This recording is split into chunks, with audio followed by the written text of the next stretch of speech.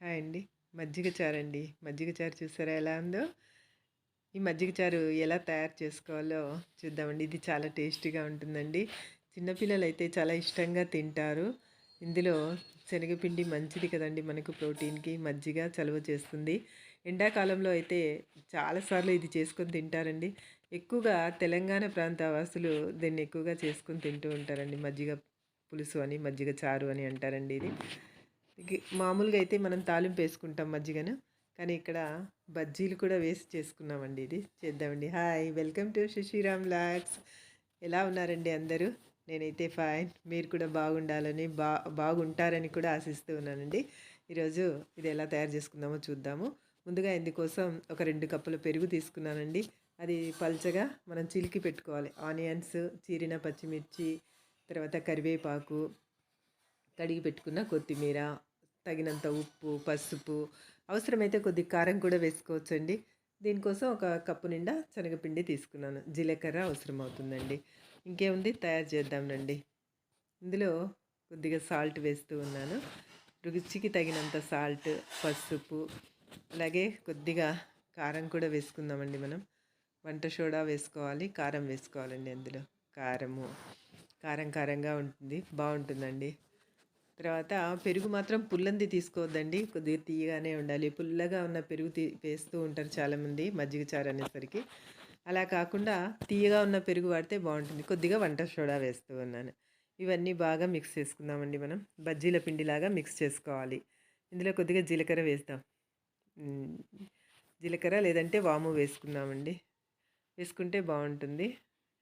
బాగా కలిపేస్తామండి. బజ్జీల పిండిలాగా కలిపేసుకొని మొత్తం అంతా ఎయిర్ బాల్స్ లేకోకుండా, ఎయిర్ గ్యాప్స్ లేకోకుండా మధ్యలో కలుపుకోవాలండి. అలా ఉంటే బజ్జీ బాగా రాదు, అది స్మూత్గా ఉండదు. మధ్యలో ఆ బాల్స్ లేకోకుండా కలిపేసుకుందాం అంతా. సాఫ్ట్గా కలిపి పెట్టుకున్నాక మజ్జిగ కూడా బాగా గడ్డలు లేకోకుండా చిలికేసుకోవాలి. మజ్జిగ పెరుగునంతా కూడా చిలికేసుకోవాలి. 2 కప్స్ తీసుకున్నానండి. ఇది 4, 5 తినవచ్చు. ఇందులోకి తగినంత వాటర్ పోసేసుకుందాం.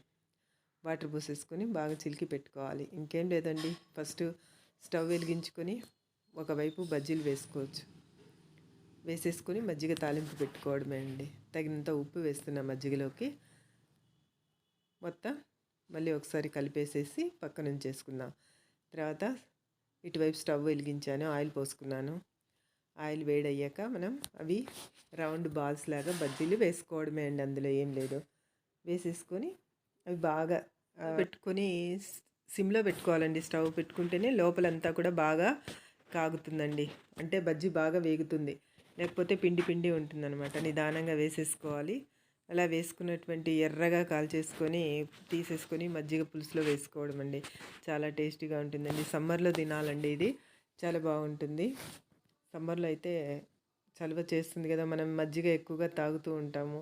తాగడమే కాకుండా ఇలా రైస్ తింటూ ఉన్నప్పుడు కూడా మజ్జిగ పోసుకొని మజ్జిగ చారు తింటే చాలా బాగుంటుంది. ట్రై చేయండి. ఇది నేను హైదరాబాద్లో ఉన్నప్పుడు నేర్చుకున్నామండి. ఎక్కువగా అక్కడ వాళ్ళంతా కూడా మజ్జిగ చారు అనగానే ఇలాగే చేసుకొని తింటూ ఉంటారండి. మజ్జిగ చారు, పచ్చి పులుసు, నీళ్ళ చారు ఇలాంటివి ఎక్కువ తింటారండి తెలంగాణ వాసులు. అలా నేర్చుకున్నాను నేను. నాకు కూడా తెలియదు. ఇక్కడ మామూలుగా మేమైతే పోపు పెట్టుకొని మజ్జిగని పచ్చిమిర్చి, ఆనియన్స్ వేసుకొని తినేవాళ్ళం. ఏమంటే ఇది కొద్దిగా బజ్జీలాగా వేసేసుకొని అందులో వడ నానేస్తాం కదా, పెరుగు వడ, ఆ విధంగా ఉంటుందండి ఇది. ఇప్పుడు మజ్జిగ పోపు కోసం అండి మందపాటి గిన్నె పెట్టి